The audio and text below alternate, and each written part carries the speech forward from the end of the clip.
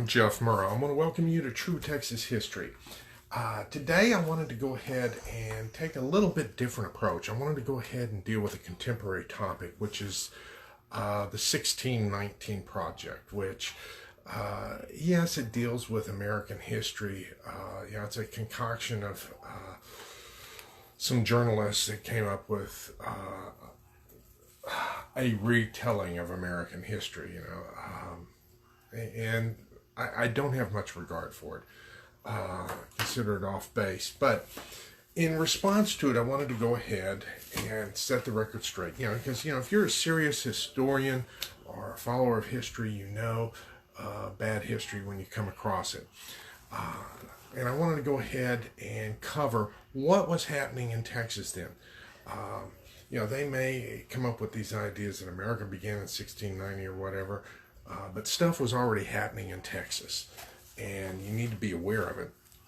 By 1619, there had been 6 major expeditions through Texas.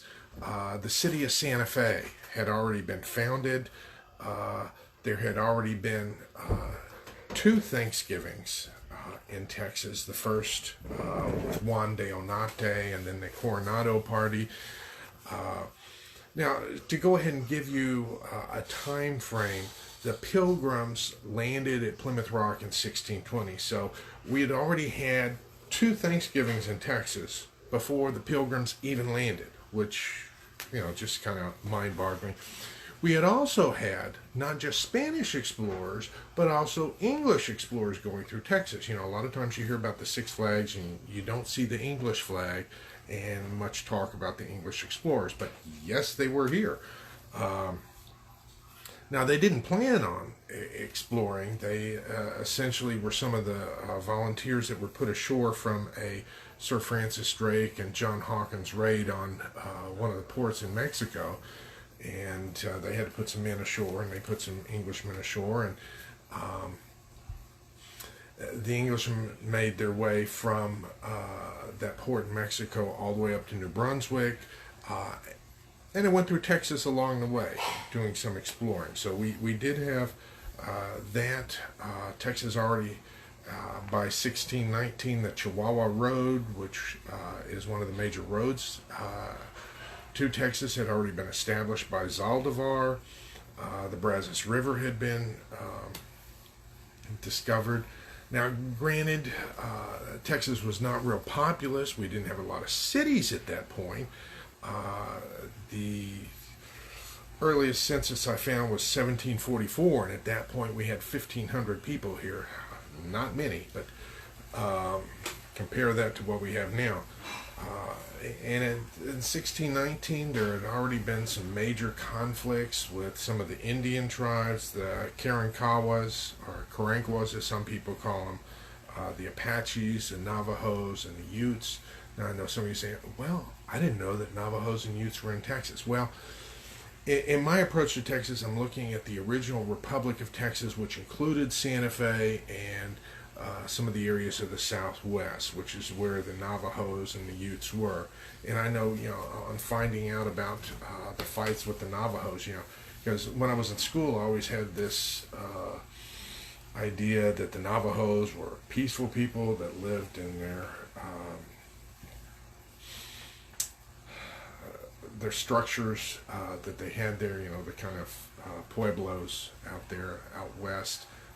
And I never saw them as very warlike, but yes, they could get warlike when provoked, and the Spanish had a way of provoking people. In fact, by that time, the whole Gulf of Mexico, the King of Spain essentially declared it his private pond, and only people from Spain were allowed to be there, and they used that as justification to go ahead and attack any French ship or ship of any other nationality. So others were forbidden to even sail into the Gulf of Mexico, and there were already treasure episodes in Texas, because some of the Spanish treasure fleets had encountered hurricanes and had been shipwrecked over there off of Padre Island, and the Spanish underwent some fascinating recovery efforts to go ahead and reclaim the gold and silver that was lost. They even had a primitive type of diving bell that they used in recovering that. I think it's ludicrous to say that American history started at 1619. I know Texas history started way before that. And Texas is not something that was just a blip on the screen starting in 1836. We have a history that goes way back before that. And I wanted to go ahead and go over this with you so that you could be aware of some of the events in Texas. And so when some of your friends or your kids at school start talking about this stuff, you'll have an answer. So until next time, this is Jeff Murrah wishing you vaya con Dios. If there's particular topics or people you want me to cover, feel free to leave them below. I still have a list of some that I have to get through, and I will get to them, but I wanted to go ahead and touch on this one since it is a timely topic with kids going back to school, and you may find yourself, over dinner conversation having to deal with this. So until next time, we'll see you. Goodbye.